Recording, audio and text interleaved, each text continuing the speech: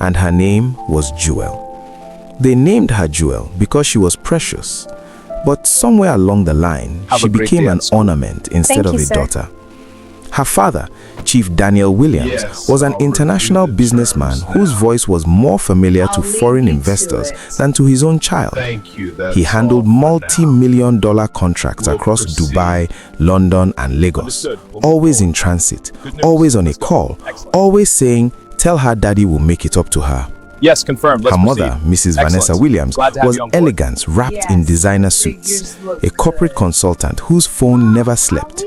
Even at dinner, her Bluetooth device blinked like a third eye, watching for the next deal, the next meeting, the next opportunity that never included sitting down to ask her daughter how her day truly went. Jewel did not lack toys. She lacked time. She did not lack clothes. She lacked conversation. Whenever she asked simple questions like, "Mommy, why do people fall in love?" or "Daddy, why do some children have brothers and sisters and I don't?" the answers were rehearsed and hurried. "I'm busy, Jewel. We will talk later. I will make it up to you." I have the report in front Later became I can review never. it now.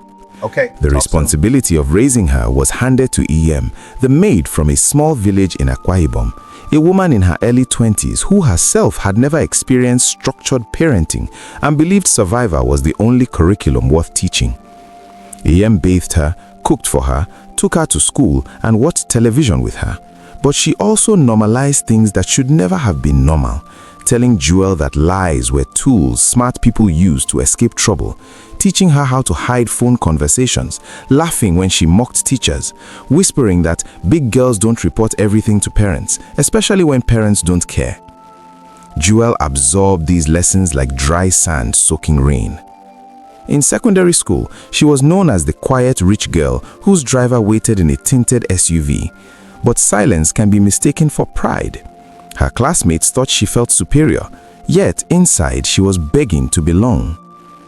One Monday morning during assembly, when the principal praised students who came from disciplined homes, Jewel felt a sting she could not explain, because discipline was not something money could hire.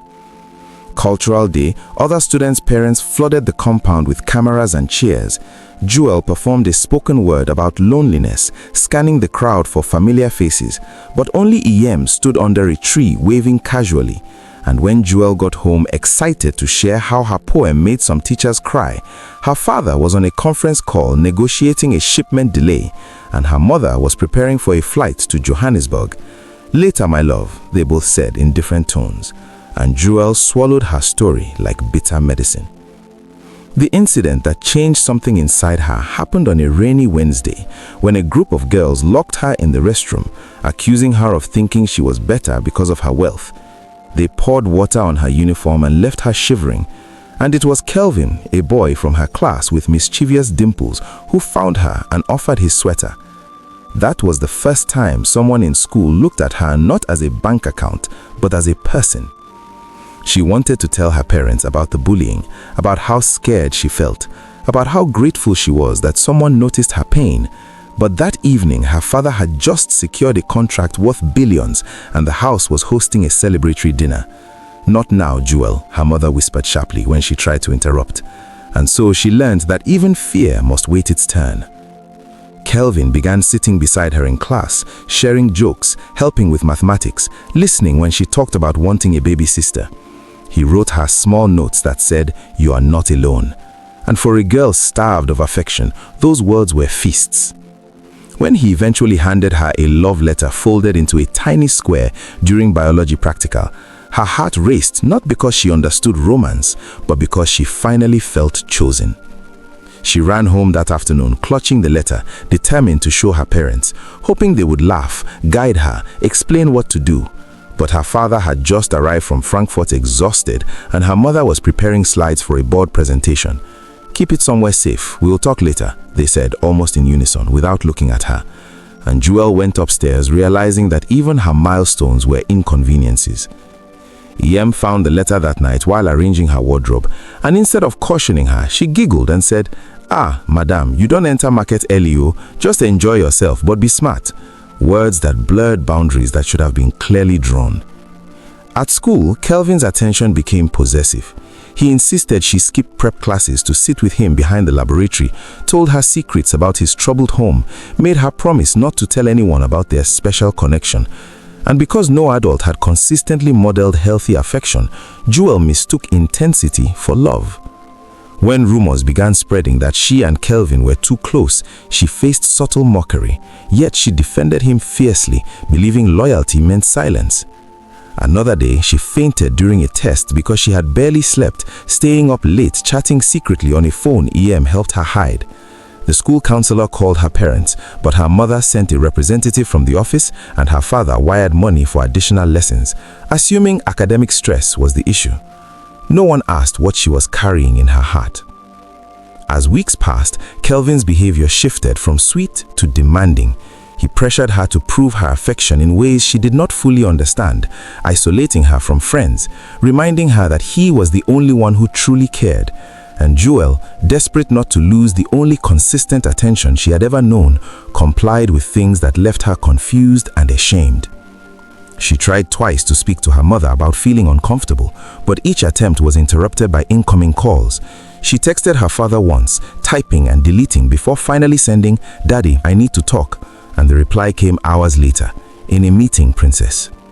Princess was a title without protection. The tragedy did not happen in one loud explosion. It unfolded quietly like a crack spreading through glass. When Kelvin eventually betrayed her trust and shared private messages with classmates after an argument, the humiliation was merciless. Whispers followed her through corridors, screenshots circulated, and the same girls who once bullied her now laughed openly. She locked herself in the restroom again, but this time there was no hero waiting outside. At home, her withdrawal was misunderstood as teenage moodiness. EM advised her to ignore people and focus on hardening her heart, never suggesting that adults should intervene. One evening, after a particularly brutal day at school, where even a teacher subtly scolded her for distractions, Jewel sat alone in her oversized bedroom, staring at the city lights, realizing that the house that glittered like paradise had never truly seen her tears. The next morning, she did not come down for breakfast. It was EM who found her unconscious after she had taken a dangerous quantity of sleeping pills from her mother's cabinet, pills no one thought to lock away because the house was assumed safe. She survived after days in the hospital, but something inside her did not fully return. The scandal forced her parents to pause their empires and sit by her bedside, confronted by a truth money could not negotiate. Provision without presence is abandonment decorated in gold. Jewel's eyes, once bright with curiosity, now carried a permanent shadow. And as the narrator of her story, I must tell you that tragedy does not always mean death. Sometimes it means a childhood buried before its time. This is the unsettling beginning of Jewel's story, a reminder that children do not only need drivers and devices, they need direction, conversation, correction, and love. Train up a child in the way he should go, and when he is old, he would not depart from it. For 2 weeks after Jewel was discharged, Chief Daniel Williams canceled readings in London and Dubai. Mrs. Vanessa Williams ignored board calls, and they both sat beside their daughter's bed as if rediscovering a treasure they almost lost. But empires are jealous gods, and soon the calls returned, the flights resumed, and the dining table went back to hosting empty chairs. They hired a therapist, but therapy became another scheduled appointment delegated to the driver. They installed cameras around the house, but surveillance is not the same as supervision. They removed the sleeping pills, but they did not remove the loneliness. Jewel returned to secondary school under a cloud of whispers thicker than before. Some students pretended sympathy, others weaponized pity, and Kelvin avoided her at first, then tried to return with apologies that sounded like ownership disguised as remorse.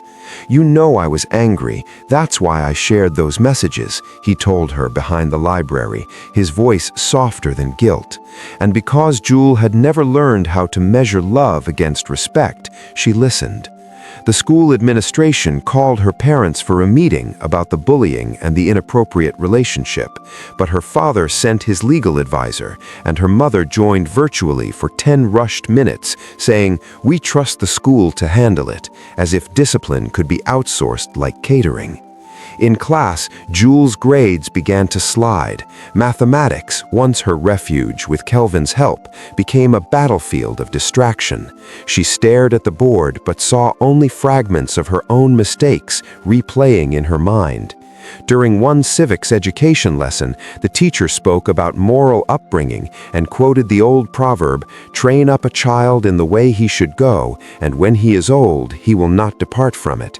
And Jules felt the words pierce her like accusation and longing at the same time, because she wondered which way she had been shown. I.M., meanwhile, grew bolder in her influence. She allowed Jules watch late-night movies filled with adult themes, told her that relationships were transactional, that men only respected girls who kept secrets well. And when Jules expressed confusion about boundaries, I.M. shrugged and said, "Madame, this world is survival, no be church." She even encouraged Jules to maintain communication with Kelvin secretly, arguing that having a boyfriend was proof she was desirable, proof she was not as alone as she felt. At school, several engaging scenarios unfolded that could have been turning points if only an attentive adult had intervened. Chief Daniel Williams measured success in acquisitions and expansions, unaware that his only daughter was shrinking emotionally. Mrs. Vanessa Williams prided herself on being a strong modern woman, balancing career and motherhood, not realizing balance requires redistribution of time, not delegation of love. As if a 12-year-old raised without guidance should instinctively know boundaries, the weight became unbearable. One evening, after overhearing her parents argue about reputation and damage control rather than her emotional recovery, Jules locked herself in her room and began packing a small bag, not with clothes, but with memories, the unsent letter, the love note from Kelvin, the debate certificate, and a childhood photograph where her parents were both smiling beside her before success consumed their schedules. She didn't attempt pills again. Instead, she left the house quietly before dawn, walking past the security gate that opened automatically for authorized exits, irony trailing behind her small frame. It was I.M. who first noticed her absence hours later, assuming she was asleep, and panic erupted only when the driver arrived for school pickup. The police were involved, news outlets sniffed scandal, and for the first time, Chief Daniel Williams canceled every commitment indefinitely. Jules was found 2 days later at a distant relative's church compound in a neighboring town, dehydrated and emotionally numb. She had not intended to die, but she confessed to the pastor that she didn't know how to live inside a house where she felt unseen. The public embarrassment forced her parents to reflection deeper than reputation management. Therapy became family-centered rather than child-centered. Business trips reduced, devices silenced at dinner. Conversations, awkward at first, began to bloom slowly like seeds long buried. But scars do not vanish simply because apologies arrive. Jules' tragedy was not a funeral, but a fracture. Trust once broken requires time to mend, and some parts of her innocence would never return. The maid I.M. was dismissed after investigations revealed the extent of her inappropriate guidance, and her departure symbolized the end of outsourced parenting. Jules transferred to a new school, where counseling was consistent and mentorship intentional, yet she carried lessons written in pain. The narrator must pause here and ask every listening parent, what is the price of a contract compared to the cost of a child's silence? What is the value of millions when your daughter measures her worth through a boy's attention? Jules survived, but survival is the lowest standard of parenting. Flourishing is the goal. The lessons are carved clearly from her story. Children need presence more than presence. Communication must be proactive, not reactive. Supervision must include moral and emotional guidance. Wealth without wisdom breeds vulnerability. Secrets grow in spaces where conversation is absent. And most importantly, train up a child in the way he should go, and when he is old, he will not depart from it.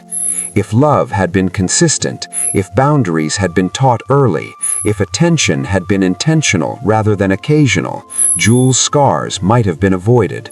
Her story ends not with perfection, but with warning, a solemn reminder echoing through every luxurious hallway and modest home alike, that parenting is not a service to delegate, but a calling to fulfill.